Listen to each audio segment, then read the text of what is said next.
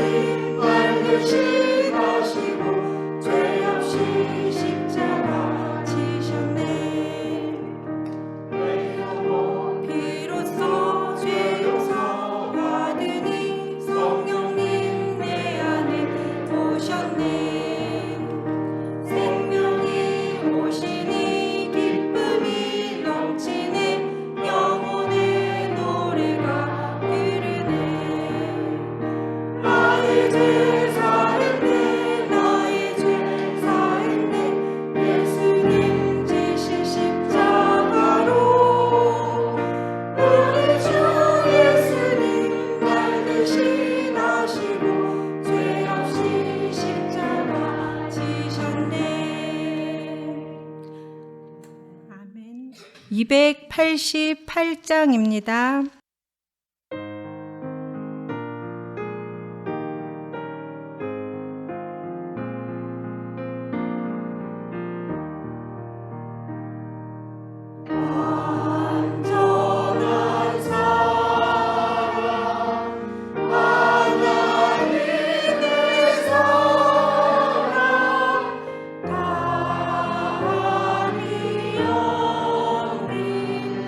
영원한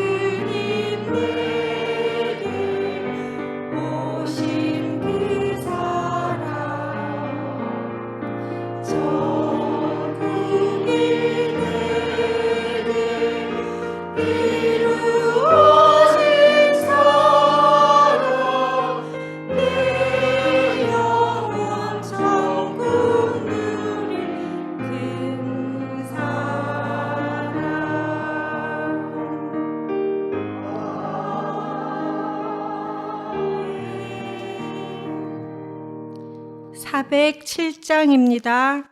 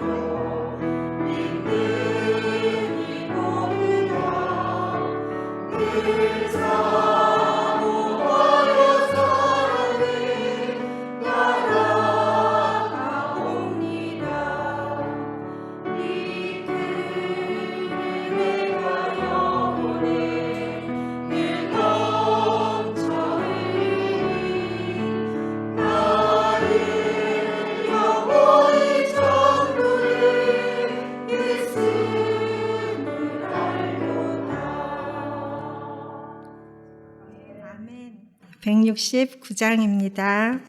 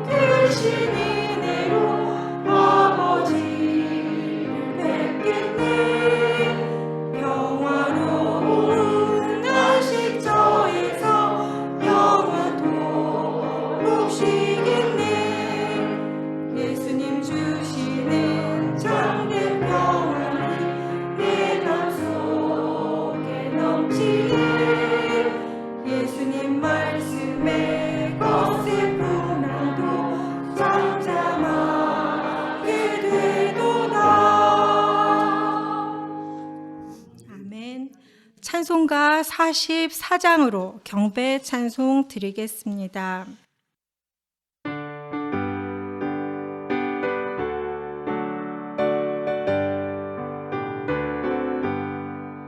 찬송하는 소리 있어 사람 기뻐하도다.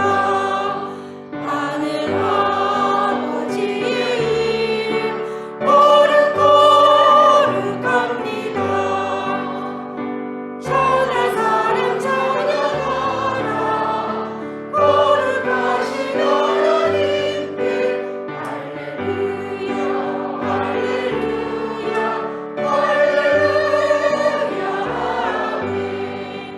하나님의 나라 권세 영원토록 있도다.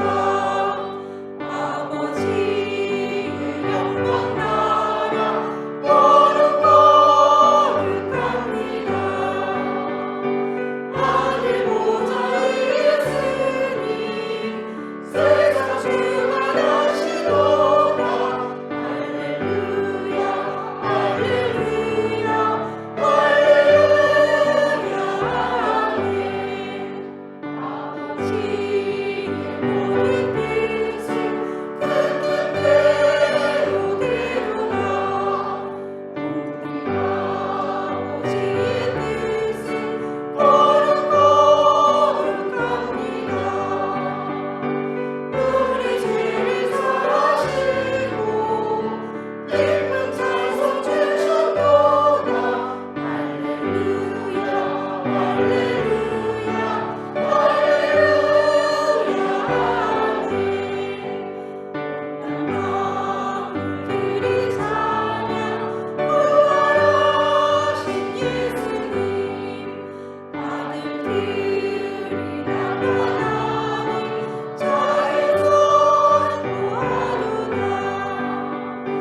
단식하던 피조물이 해방되어 자유롭네.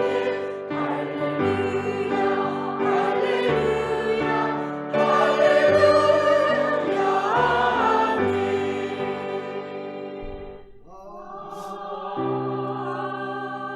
할렐루야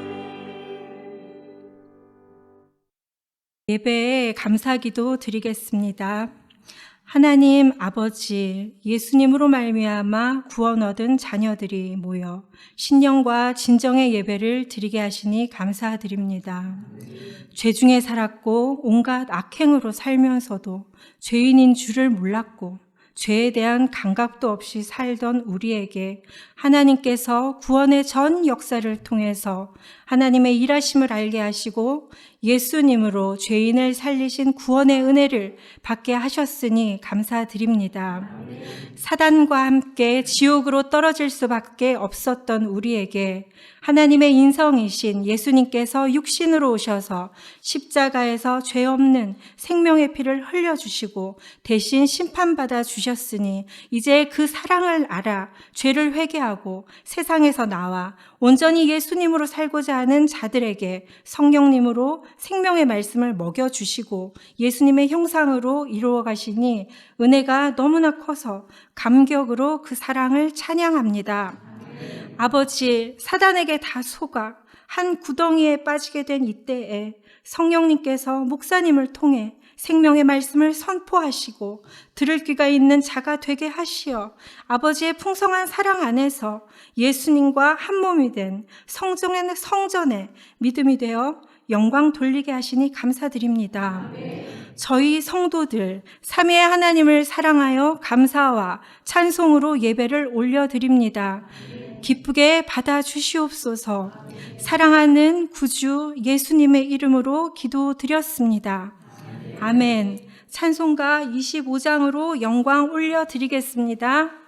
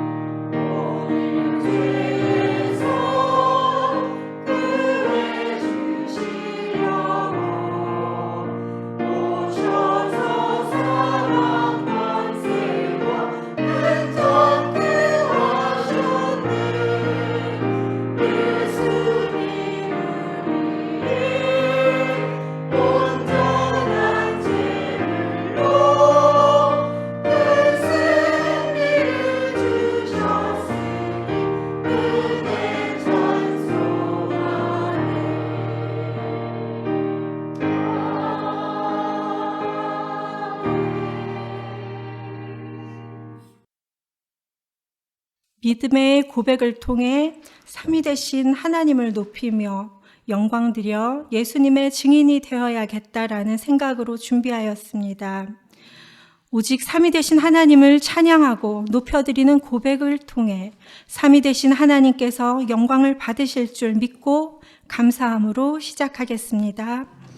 성경 말씀은 레위기 17장 11절 말씀과 또 다른 말씀도 있습니다. 레위기 17장 11절 말씀 같이 합독하겠습니다. 육체의 생명은 피에 있음이라. 내가 이 피를 너희에게 주어 단에 뿌려 너희의 생명을 위하여 속하게 하였나니 생명이 피에 있으므로 피가 죄를 속하느니라. 아멘. 요한복음 5장 24절입니다. 같이 합독하겠습니다. 내가 진실로 진실로 너희에게 이르노니 내 말을 듣고 또 나 보내신 이를 믿는 자는 영생을 얻었고 심판에 이르지 아니하나니 사망에서 생명으로 옮겼느니라. 아멘. 제목은 예수님 안에서의 안식입니다. 저는 결혼하고 난 후 지인의 인도로 교회에 다니게 되었습니다. 모든 것이 낯설었지만 예배와 찬송과 기도는 기뻤고 행복했습니다.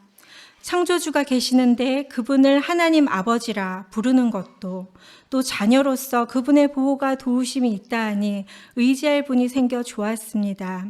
죄인인 줄도 몰랐고 죄에 대한 감각도 없었지만 구주 예수님께서는 죄를 담당해 주셨다는 것도 놀라운 일이었고, 보혜사이신 성령님이 계셔서 신기한 언어도 있고 특별한 일도 생긴다 하니 기대가 되기도 했습니다.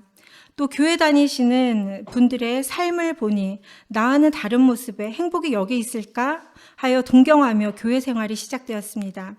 예배당에서 예배하고 찬양하고 기도하며 하나님을 사랑하여 예수님 중심으로 살아가는 것이 복인 것처럼 느껴졌습니다. 저 자신의 나약함을 알기 때문에 하나님의 사랑하심이 사모되고 은혜를 입은 자가 되고 싶었습니다. 사랑에 대한 갈구로 하나님 저도 사랑해 주세요 라는 기도는 저의 처음 기도 내용이었던 것으로 기억이 납니다. 그때 당시 목사님 말씀이 하나님 말씀 순종하는 것으로 알고 있어 목사님 말씀에 순종하는 것으로 하나님께 믿음을 행함을 드리며 예수님 말씀에 순종하는 것도 제법 잘했습니다. 하나님께서는 살아계시는 분이라는 것을 알게 해주시니 그런 경험들이 기쁘고 행복하여 믿음이 무엇인지는 잘은 모르지만 잘 믿고 싶었습니다. 야곱이 야복강가에서 하나님을 붙잡고는 놓지 않았던 것처럼 축복해 주시지 않으면 절대 놓지 않겠다고 했던 야곱의 모습으로 믿음 생활을 했고 그 모습으로 애를 썼습니다. 저희 집은 제사가 많아 1년에 12번 제사를 하는 집안입니다. 집안에 일이 많고 가족관계가 복잡하고 중간중간 큰 아픔들도 많이 겪었습니다. 그러다 보니 부모님께서는 참 많이 싸우셨습니다. 부모님께서 살아가는 모습은 그대로 자녀들에게 전달되었습니다. 대학에서 배운 심리학과 상담의 지식을 통해 가정에서 살아온 가정 환경의 중요성과 그것이 자원이 되어 한 사람의 인생에 쓸 것이 되니 화목한 부모 밑에서 잘 자란다는 것이 얼마나 중요한지 나의 경험을 통해 알게 되니 화목한 가정을 꾸리는 것과 좋은 부모가 되어야 한다라는 것이 삶의 목표가 되었습니다. 결혼을 했으니 가정생활을 잘 하고 싶었고 그 방법을 알아야 하니 자녀, 부부 상담 등의 여러 교육과 교회에서 사모님들의 특강들을 들으며 행복한 가정, 좋은 부모가 되는 공부를 하며 지식을 채워갔습니다. 그런데 첫 아이를 낳았고 예쁜 아이와 함께하는 것이 행복했지만 아이 키우는 것이 제게는 어려운 일이었습니다. 바른 사랑을 주면서 바른 양육을 하고 싶은 마음과는 다르게 어떻게 하는 것이 아이를 잘 키워내는 것인지 잘 모르겠는 것입니다. 교육학도 많은 서적들로도 이론은 될지 몰라도 실제가 되지 않았습니다. 저절로 잘 되는 사람들도 많던데 저는 왜 이렇게 어려운가와 사람이 함께 살아가는 것에 대한 어려움이 커져가니 그 문제의 해답은 알고 있었던 문제이기도 했습니다. 이런 상황을 만든 부모님이 보였습니다. 점차 미움이, 원망이 쌓여갔습니다. 부모님도 살아오시면서 얼마나 많은 상처가 있었겠습니까? 나도 상처요. 그분들도 상처인데 저의 모든 상황에 부모님 때문인 것으로 알아 정죄로, 판단으로, 분노로 심성이 곱던 저는 어디 가고 없었습니다. 이렇게 해도 괜찮은가? 이런 여유 부리며 시작된 것이 아니었습니다. 생각할 여지 없이 악한 마음을 품었더니 악한 마음이 끄는 대로 끌려다녔습니다. 정당한 이유가 있으므로 정죄하고 미워하는 것은 제게는 당연한 것이었습니다. 내가 부모님이고 부모님이 저인데 그러니 저주가 그들을 향했지만 결국은 제 속에 쌓여갔습니다. 나도 묻고 주변도 꽁꽁 묶었습니다. 나의 의가 굳게 세워졌고 어둠의 것들은 처음엔 작은 듯 했지만 소용돌이처럼 커져갔고 너무 괴로운 것입니다. 하나님 앞에 나아가니 눈에 들어오는 말씀이 있었습니다. 여호와께서 가인에게 이르시되 네가 분하여 함은 어찌미며 안색이 변함은 어찌미뇨 네가 선을 행하면 어찌 낯을 들지 못하겠느냐 선을 행치 아니하면 죄가 문에 엎드리느니라 죄의 소원은 내게 있으나 너는 죄를 다스릴지니라 라는 말씀 앞에 어찌해야 하는지 문에 엎드려진 죄의 소원은 나에게 있으니 죄의 문제는 어떻게 다스리는 것인지 모르겠으니 잘못했다고 잘못하고 있다고 도와주시라고 기도했습니다. 이 문제로 하나님 앞에 오래도록 수년을 괴로워했습니다. 그런데 그 어느 때부터 지금껏 지은 죄들이 떠오르기 시작하는데 살아온 모든 것이 다 죄요 더러움이니 죄의 무게가 무겁게 짓눌러 숨쉬는 것도 힘들어졌습니다. 교회에 처음 출석하고 얼마 지나지 않아 누군가 저에게 물었습니다. 당신은 죄인입니까? 그 질문에 저는 깜짝 놀랐습니다. 제가 왜요? 아니요, 저는 죄인이 아니에요 라고 대답을 했습니다. 도둑질하는 등의 경찰에 잡혀갈 만한 죄목이 있어야 죄인인 줄 알았는데 그러나 실상은 저는 굉장한 죄인이었습니다. 바다와 같이 지은 죄들 앞에서 어떻게 해야 하는지 모르겠는 겁니다. 죄의 형벌은 불안과 두려움이었습니다. 모든 것들이 흔들렸습니다. 무엇인가 쫓기는 듯했고 불안이, 두려움이 몰려들어 이것들을 어찌 처리해야 할지 몰라 세상 방법도 동원해 보지만 어떤 방법으로도 해결되지가 않았습니다. 하나님께 도움을 청하는 것 외에는 다른 방법은 있지도 않았습니다. 하늘을 쳐다보지도 못하고 가슴을 치던 세리의 모습으로 하나님 불쌍히 여겨주세요. 저는 죄인입니다. 하며 수년을 그래왔습니다. 하나님 앞으로 마음은 달려가나 마음에 그 어떤 능력도 없는 마음은 가난하기 짝이 없으나 예수님을 애타게 찾아보나 마음의 평안은 누릴 수 없는 불쌍한 자였습니다. 성령님께서 전하신 생명의 말씀은 4, 5년 전쯤에 영국에서 주재원 생활을 할 때 듣게 되었는데 경고의 말씀을 듣고 참 놀랐습니다. 처음 출석했던 교회에서 이사로 3군데 정도의 교회를 다니며 이교파, 저교파의 모든 교회들이 같은 하나님, 같은 예수님을 가르치니 교회란 이런 거구나 했었는데 교회 생활 열심히 하면 만나지는 하나님이라고 생각하던 저는 참으로 놀랄 수밖에 없었습니다. 현재 교회의 문제들과 거짓 목사들의 실체에 대해서 말씀해 주시니 알아졌습니다. 그리고 지금껏 무엇보다 예수님의 피에 대해서 예수님이 누구이신지 그분이 얼마나 우리에게 중요한 분인지에 대해서 충격으로 들려졌습니다. 기도 마지막에 예수님의 이름으로 기도드렸습니다. 이렇게 마무리 지었던 그 예수님의 이름이 하나님의 이름이라는 가르침이 크게 들렸습니다. 하나님의 나라와 그의 의를 구하는 것이 목사님들이 전도해라, 사랑하자는 말씀에 순종하는 것인 줄만 알았는데 전해주시는 신성현 목사님의 말씀을 들으니 거짓 목사들의 실체와 거짓 선지자가 무슨 말인지 알게 되는 것이었습니다. 다니던 교회의 목사님의 설교 말씀에 생명이 없다라는 것과 자신의 생각으로 말씀을 가르치는 것이 무엇인지 알게 되었습니다. 몸에 소름이 돋았습니다. 복음을 위해 우리가 앞장서야 한다며 성도들을 2박 3일 동안 다른 교회와 연합하여 기도한다는 기도 대성회에 모으고 그곳에서 선포하는 한국교회 대표 목사들의 설교를 듣고 있자니 이 말씀 들으러 여기까지 왔나 싶을 정도의 징그럽고 더러운 설교를 하나님 두려운지 모르고 하는 것이었습니다.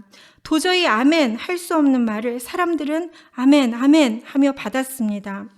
거짓 선지자들에 대한 책망이 모든 교회를 향함이라는 것이 슬펐습니다. 들을 귀 있는 자는 들을지어다. 성령님으로 선포되는 하나님의 경고의 말씀 앞에 정신이 번쩍 들었습니다. 주재원 생활이 끝나고 한국으로 돌아왔습니다. 전부 다 거짓 목사라지만 혹시 우리 동네에 하나님께서 직접 지명하여 부르시고 가르치신 목사님이 계실까 하여 동네를 탐방하기 시작했습니다. 주시는 말씀으로 분별되기 시작했으니 이상한 교회들이 정말 많았습니다. 정신 바짝 차려야 한다는 생각이 밀려왔습니다.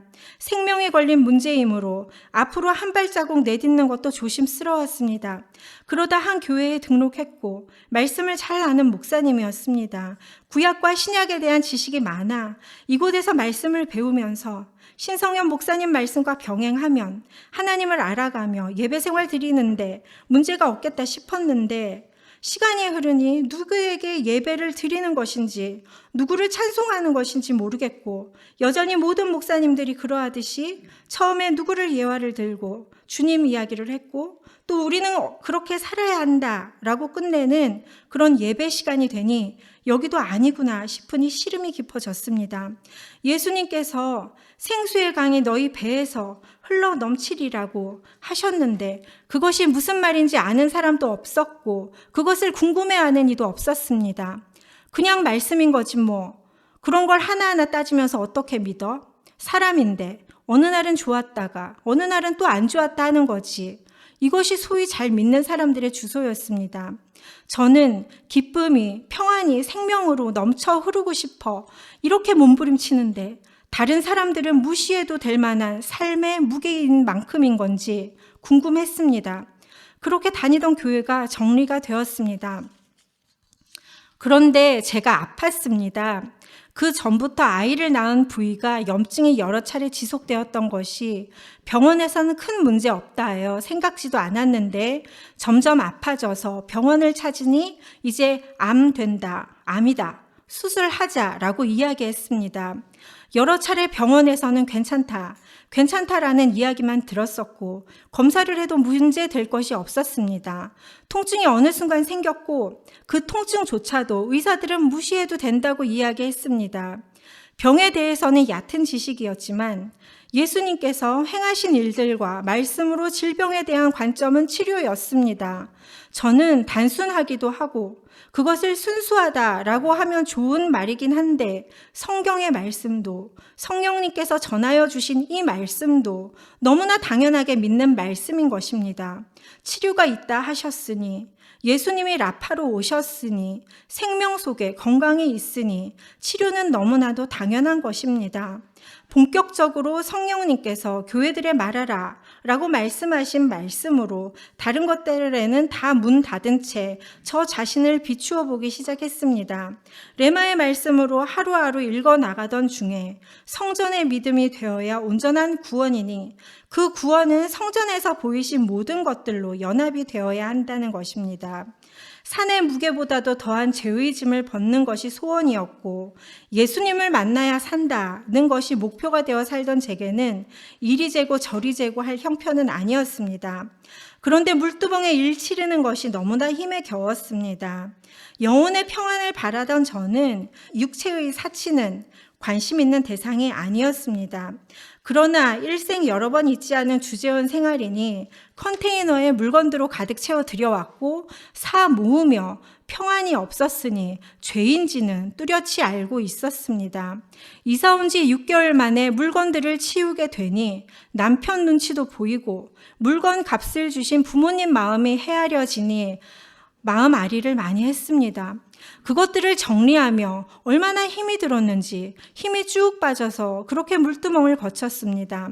그런데 물두멍의 말씀과 그 말씀에 따른 행함과 세상과 벗된 것들의 정리는 어느새 그리스도 예수의 사람들은 육체와 함께 그 정과 욕심을 십자가에 못 박았느니라의 능력으로 제 안에 세상을 향한 욕심이 비워지도록 이끌어 가셨습니다.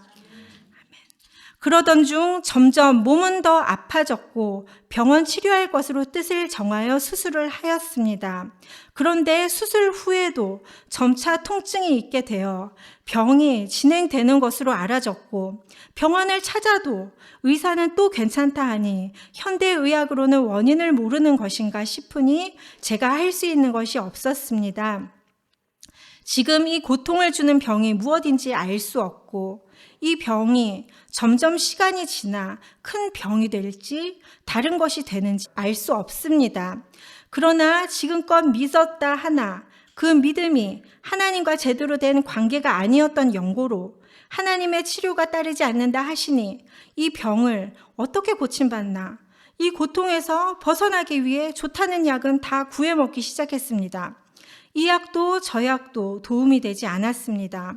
삼중고의 고통, 예수님의 생명이 빈약한 영의 고통, 온갖 죄악에 짓눌린 혼의 고통, 그리고 육체의 고통 속에서 살려주시라고 내 죄벌이 중하여 견딜 수 없나이다의 고백이 저의 고백이었습니다.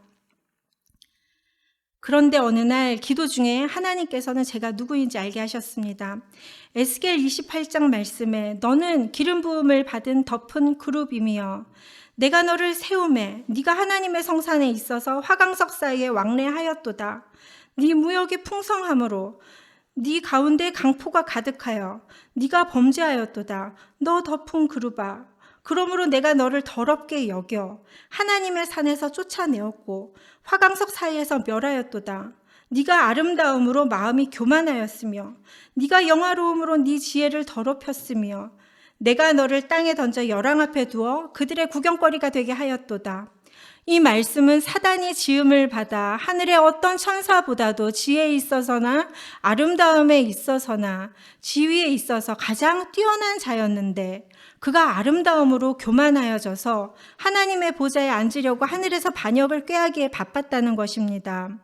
그것은 분명 사단의 모습인데 저의 모습으로 알아졌습니다.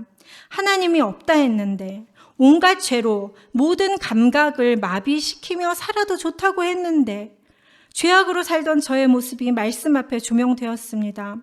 교만하여 피조물인 자신을 알지도 못하고 위치를 망각한 자기가 주인이 된 모습은 사단의 모습인데 그것은 저의 모습이었습니다.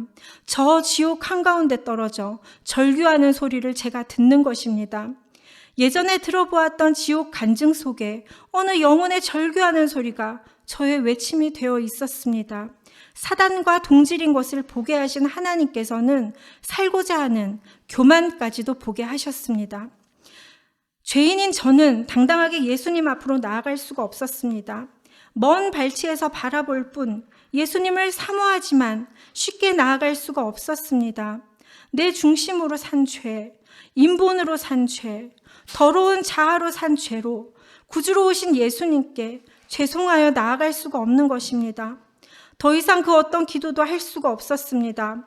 오직 삼위 되신 하나님을 알게 해달라고, 예수님을 알게 해주시라고 기도하기 시작했습니다. 24시간 말씀과 함께 했습니다.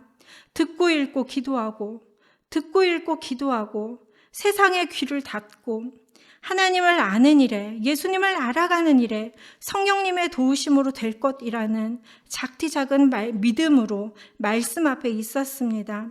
정죄로 가득한 제게 말씀은 죄에 대해서 말씀하시니 때리는 말씀이 되어 흠씬 맞더라도 말씀을 떠날 수는 없었습니다. 지금껏 어떤 하나님을 믿었느냐, 어떤 예수님을 믿었느냐, 미련한 자를 곡물과 절구공에 넣고 찧어도 그 미련은 벗겨지지 않는다고 했으니 도와주시라고 미련을 벗겨주시기를 간청했습니다. 마음을 다해 하나님을 사랑하는 듯 했지만 그것은 지식 없는 믿음이었고 나는 남들과 다른 듯 했지만 그것도 거짓 믿음이었던 것이 드러났습니다. 남들이 세상 복 주시는 하나님을 잡고 세상 복 주시라고 기도할 때 제 기도는 하나님을 사랑하게 해주세요. 예수님을 알게 해주세요. 십자가에서 죽게 해주세요. 라며 기도했지만 똑같은 종교인이었다는 것입니다. 그러니 진짜 믿음을 말씀하시는 말씀 앞에 어떻게 견딜 수가 있겠습니까? 도망가도 도망가 버렸을 텐데 잡아주시는 것인지 잡고 있는 것인지 여기서 떨어질까 봐 힘을 다해 잡고 있는 것입니다. 말씀을 목숨처럼 여기며 마음을 다해 잡고 있었습니다. 마음은 더 가난해져만 갔고 죄의 애통은 말로 할 수 없을 만큼 아팠습니다. 하나님께서는 병이 어디에서 온 것인지 어떤 죄인지도 알게 하셨고 그것이 저주라는 것도 알게 하셨습니다. 살아서 지옥을 경험하고 있으니 부모님께도 형제에게도 입에는 예수님밖에는 줄 것이 없는데 너는 너의 삶이 평안하기 때문에 보이지 않는 것을 자꾸 말하는구나 라며 말하는 것입니다. 가족에게 아프다고 이야기를 할 수가 없었습니다.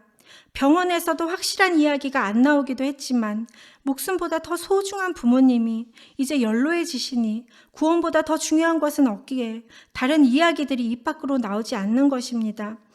예수님 아는 일에 온 초점을 두고 그것을 두고 기도하지만 가끔 몸이 낫기를 기도했고 머릿속으로 이런저런 온갖 잡다한 이야기들로 비극소설을 쓰며 교회에서 펑펑 운 날이었습니다. 게다가 말씀 속에서 목사님의 영혼을 사랑하는 그 마음이 느껴지니 목사님 얼굴을 보니 비극소설과 겹쳐져 펑펑 울게 된 날입니다. 목사님께서 그런 저를 보시고 기도는 그렇게 하는 것이 아니라 믿고 감사하는 것이 기도라고 말씀하셨습니다. 지금껏 믿음 생활을 하면서 주세요 하던 기도에 익숙했는데 그날 기도에 대한 가르침을 받고 점차 기도하는 방법이 바뀌어져 갔습니다. 그러니 마음에 힘이 생기고 기쁨이 샘솟는 것이었습니다. 기도가 믿고 감사합니다가 되는 것은 예수님께서 이루신 일에 대한 지식이 쌓여 알게 되고 내 것이 되었을 때 할 수 있는 것이라는 것이 알아졌습니다. 목사님께서 여러 번 강단에서 이야기하신 내용인데도 제 것이 되기까지는 시간이 오래 걸렸습니다. 말씀이 주시는 기쁨, 놀라움, 안도감, 평안으로 행복했고 그러나 믿음되지 않는 것에 대해서 시름이 한탄이 쌓여갑니다. 믿음의 모습은 저만큼 저 모습이 되어야 하는데 저는 제가 아니라는 것을 아는 것입니다. 예수님과 꼭 같이 있어야 하는데 세상 교회에서도 듣지도 보지도 못한 성전의 일, 성소 안의 일을 해야 하는데 내가 지금 무슨 일을 하는 것인지도 모르겠으나 말씀이 나를 이끌어 가시니 저만치 먼저 가시니 마음을 다잡고 따라가는 것입니다. 성품의 죄들은 왜 이렇게 많고 또 불편한지 예수님 따르는 길이 좁고 협착해도 평안의 길을 따라가는 것입니다. 믿음은 오직 성령님의 도우심으로만 된다고 하셨으니 보혜사 성령님께서 도우시러 오셨고 믿음 되려는 자를 도우신다고 하셨으니 제 믿음 도와주세요. 저도 되겠습니까? 제 안에 있는 것들 다 보셨는데 이런 저도 될까요? 그런데 하나님, 저는 하나님이실지라도 안 될 수도 있어요 하며 기도했다가 그러나 사람으로서는 도저히 할 수 없는 것이기에 예수님께서 오신 것이니 도와주심을 믿고 감사합니다 하고 기도하는 것입니다. 예수님께서 누구이신지에 대해서 창세기 말씀과 요한복음 말씀, 성전의 말씀 등으로 가르침을 받으며 말씀 앞에서 많은 시간을 보내고 있었지만 정작 예수님이 누구시냐 했을 때는 얼마나 많은 말을 할 수가 있는지 그곳에는 자신이 없었습니다. 많은 것들을 아는 듯 했지만 또 모르는 것 같았습니다. 말씀이 경험되어야 함을 사모하며 그렇게 해주시기를 바라였습니다. 또 말씀이 혼을 뚫고 영으로 들어가야 한다라는 것도 모르는 말이 아니라 아는 말이기를 소원했습니다. 그러던 어느 날 목사님 말씀 중에서 요한복음 세상 죄를 지신 하나님의 어린 양의 말씀을 듣고 있었습니다. 예수님의 피에 대해서는 귀가 닳도록 들어 잘 알고 있는 내용이었습니다. 죄를 씻어주신 그 피, 인류의 모든 죄를 씻어도 부족함이 없는 피인데 예수님의 피보다는 죄가 더 커 보였습니다. 그런데 말씀을 듣던 중에 갑자기 깨달아지는 것이 있었습니다. 그것은 단번에 하나님 앞에 이끌림을 받았다는 것이었습니다. 예수님의 귀하신 피가, 그 거룩하신 피가, 그 생명의 피가, 그 속죄의 피가 하나님과 얼굴을 마주할 수 있는 곳으로 옮기셨다라는 것을 알 수 있었습니다. 지금 이곳이 하나님 앞이라는 것이 알아졌고 하나님 영광에 죽을까 하여 그토록 경계시키셨던 그 영광 앞으로 이끌림을 받은 것이었습니다. 죄가 다 죽었다는 것이 믿어졌습니다. 구주 예수님께서 죄를 지고 가는 어린 양으로 자신의 생명의 피를 흘려 나의 죄를 다 대속하셨다는 것이, 내 죄가 다 예수님께 옮겨져 버렸고 그 죄는 하나님께서 다시는 기억되지 않으실 것이라는 것이 알아졌습니다. 우리의 예수님은 오직 자기 피로 영원한 속죄를 이루사 단번에 성소에 들어가셨느니라 하셨으니 하나님이시자 완전하신 참 사람이신 예수님께서 육체를 입고 이 땅에 오셔서 약속대로 속죄의 제물이 되어주셔서 하나님 아버지의 완전한 뜻을 이루셨으니 이제 예수님을 믿는 자 안에는 결코 정죄함이 없습니다. 이제 성령님께서 믿는 자 안에 오셔서 예수님을 증거하시니 이런 저에게도 죄사함의 큰 은혜를 경험하게 하셨습니다. 그 기쁨이란 말할 수 없을 만큼 컸고 행복에 견딜 수가 없었습니다. 온 방을 이리저리 왔다 갔다 하며 목에서 딸깍거리던 숨이 깊게 쉬어지어지는 것이었습니다. 저 등 뒤까지 깊은 뱃속까지 숨이 쉬어지며 막혔던 것이 뻥 뚫린 것처럼 너무나 시원했습니다. 살았구나, 살았네, 이제 살았다, 정말 살았구나 의 고백이 절로 나왔습니다. 우리의 예수님은 참으로 천국이십니다. 사람 스스로는 처리할 수 없는 죄, 그 죄 때문에 사단이 들어갈 지옥으로 떨어질 수밖에 없게 되었던 우리를 위해 그 죄값을 치르시고 하늘의 생명을 주신 분이 바로 예수님입니다. 이 경험을 할 즈음에 믿음의 고백에 대한 제안을 받았습니다. 예수님을 어떻게 높여드릴 수 있을까 하며 하겠다고 시작된 이 일을 도저히 할 수가 없었습니다. 성령님 인도 따라 조금씩 걸음을 떼고 있으니 어떻게 삼위 되신 하나님을 높일 수가 있는지 제 힘으로는 도저히 안 되겠는 것입니다. 너무나 큰 산과 같은 이 일이 힘에 겨워서 성령님 도와주시라고 삼위 하나님을 찬양하고 싶은데 제 능력으로는 안 되겠다고 간구하고 또 간구했습니다. 감정으로 만나려는 습관이 있는 제게 믿음은 오직 말씀으로만 된다라는 것을 생각나게 하시며 말씀 속에서 믿음의 고백을 할 수 있도록 이끌어 주셨습니다. 또 준비하는 과정에서 성령님께서는 지금껏 그 마음의 것들을 정당하다며 내뱉었던 모든 말들도 죄라는 것을 알게 하셨습니다.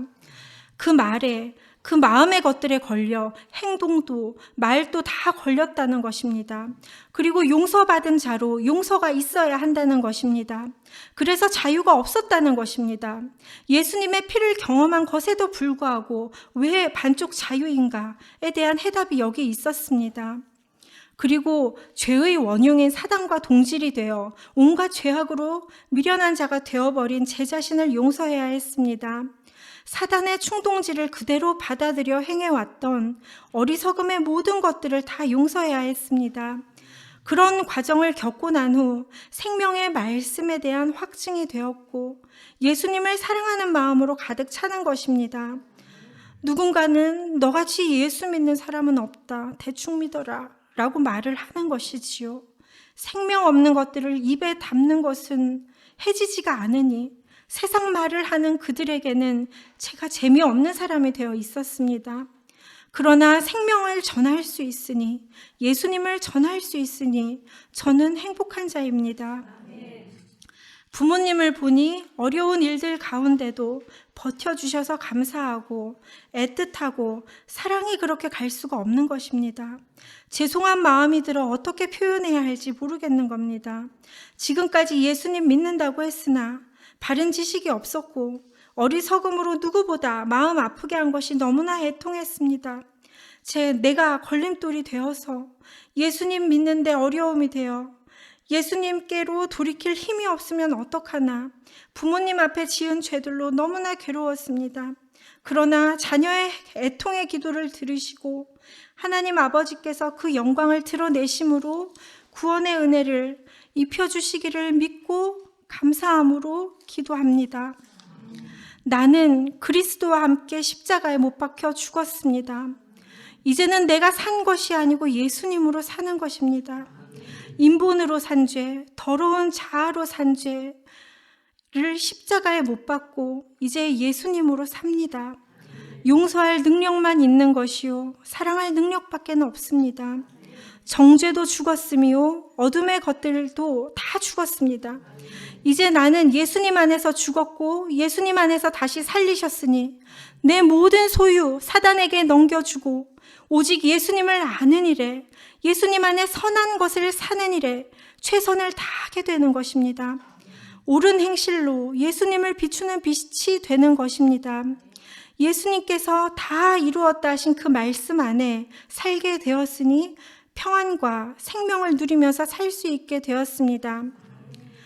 오늘 예배의 말씀과 어떻게 같은 내용의 말씀이 되었는데, 하나님 아버지께서 제 안에 어두운 것 한 톨도 남겨두지 말라고 목사님을 통해 말씀해 주셨습니다. 그 말씀으로 그 말씀 아멘으로 감사히 받았습니다. 우리 사람은 뿌리로부터 죄입니다. 너나 나나 할 것 없이 모두 죄인입니다. 죄인을 구원하여 하나님 나라에 들이시기 위해 하나님이신 예수님께서 오셔서 죄를 대속하시려고 생명의 피를 내놓아 죽으셨습니다. 그러므로 이제 예수님 안에 들어와 생명 얻는 것이 하나님 아버지의 뜻입니다. 사람은 누구나 죽습니다. 육체는 유한함으로 언젠가는 끝이 나는데 그 끝날 어디로 갈 것인가? 사람은 하나님께서 창조 때 코에 생기를 불어넣으심으로 산 영이 되었다 하신 것 같이 영원히 존재하는 존재이므로 육체를 벗었을 때 하늘에 내 집이 있다면 하나님 아버지 나라에서 예수님과 영원히 살 것이요, 거하는 거처가 땅이라면 예수님의 생명이 내 안에 없는 영고로 예수님을 받아들이지 않았으므로 사단을 받아들였으므로 속이는 자 사단과 함께 지옥으로 스스로 떨어지게 되는 것입니다. 사는 날 동안 육체를 위해 살 것이냐 영을 쫓아 살 것이냐 선택해야 하는 것입니다. 에덴에서의 하나님과의 안식을 경험함으로 경험되어진 안식에 대한 열망이 있어 세상 것으로 많이 가져보면 행복해질까? 많이 배워보면 행복해질까? 등등으로 환경적 안식을 위해 누구나 달려가고 있지만 그것에는 안식도 행복도 평안도 없습니다. 더 열심히 살면 이것들이 채워질까 하여 달려가봤자 채워지지 않습니다. 살려주는 영이신 우리의 예수님으로 생명을 얻어야 합니다. 그것이 행복이요, 평안이요, 기쁨이요, 안식인 것입니다. 육체는 너무나 연약했습니다. 육체를 위해 심으면 끝날은 불행일 뿐입니다. 참으로 보혜사 성령님께서는 믿음을 도우시는 분이십니다. 처음 생명의 말씀인 이 말씀을 접하고 얼마 지나지 않아 성령님께 의지하여 도움을 구하라, 성령님께서 도우신다 라는 말씀이 익숙지가 않았습니다. 성령님 의지하는 것이 도무지 어려운 것입니다. 어디로 어떻게 믿음의 일을 해야 할지 모를 때 비로소 성령님 제 믿음 도와주세요 라며 기도하기 시작했습니다. 혈과 육으로 난 저의 믿음이 아니라 성령님의 믿음으로 예수님 믿기를 소원하고 예수님 알기를 소원하고 예수님 사랑하기를 소원하고 성령님의 믿음이 되기를 원하며 성령님 의지하여 나아가는 것입니다. 제 속에 있는 저주를 보게 하셨고 말씀에 복종시킬 수 있도록 도우시는 성령님이 계셨습니다. 오늘은 무엇을 알고 무엇을 깨닫고 행해야 하는지 알게 하시는 성령님이 함께 계셨습니다. 예수님을 더 알아갈 수 있도록 도우시는 성령님, 하나님 아버지 뜻이 무엇인지 알아 저 천성을 향하여 나아가게 해주시는 성령님께서 이 믿음의 고백을 하게 하시니 성령님께 감사드리며 영광 올려드립니다. 온갖 죄악 속에 살았던 제가 예수님으로 말미암아 죄 없다 하시는 은혜를 받은 자가 되었습니다. 온갖 저주 속에서 살던 제가 예수님의 피로 저주와는 상관없는 자가 되었습니다.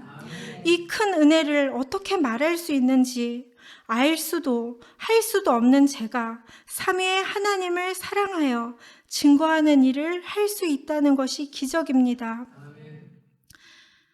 목사님 감사합니다. 참 지식의 말씀을 애타게 전하심의 말씀을 듣고 이 미련한 자 미련을 벗게 되었습니다. 말씀을 목숨을 다하여 전하여 주셔서 감사합니다. 신성현 목사님께 감사드립니다. 말씀을 맺겠습니다. 생명 주시는 레마의 말씀으로 하나하나 행하며 말씀과 함께 있으니 하나님께서는 아버지가 되어주셨습니다. 예수님의 피로 낳아주신 관계로서의 아버지, 누구도 끊을 수 없는 관계로서의 아버지와 자녀의 관계가 되어주셨습니다. 하나님은 나의 아버지요, 예수님은 나의 구주요, 성령님은 보혜사이시니 저는 모든 복을 받은 자입니다. 믿음의 고백을 올려드리게 하신 삼위 하나님께 감사드리며 너무나도 사랑하고 사랑합니다. 기도드리겠습니다. 하나님 아버지 감사합니다. 믿음의 고백을 통하여 영광 돌리게 하시니 감사합니다. 아버지, 생명의 말씀을 통해 찾아와 주셔서 길 잃어 방황하는 영혼에게 예수님으로 말미암는 안식을 누리게 하시니 감사드립니다. 흙먼지밖에 안 되는 사람을 사랑하는 뜻을 두시고 예수님께서 피 흘려주신 공로로 말미암아 생명 얻은 자가 생명 얻은 기쁨으로 감사함으로 믿음의 고백을 올려드렸습니다. 기쁘게 받아주시니 감사합니다.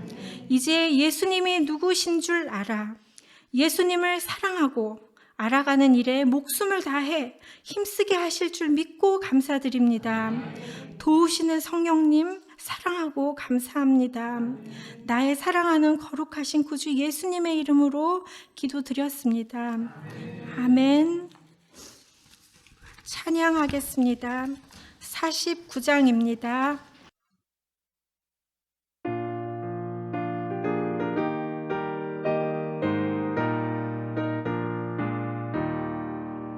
참 즐거운 노래 높이 불러서 세상 살 동안 예수님 찬양하겠네. 축복의 사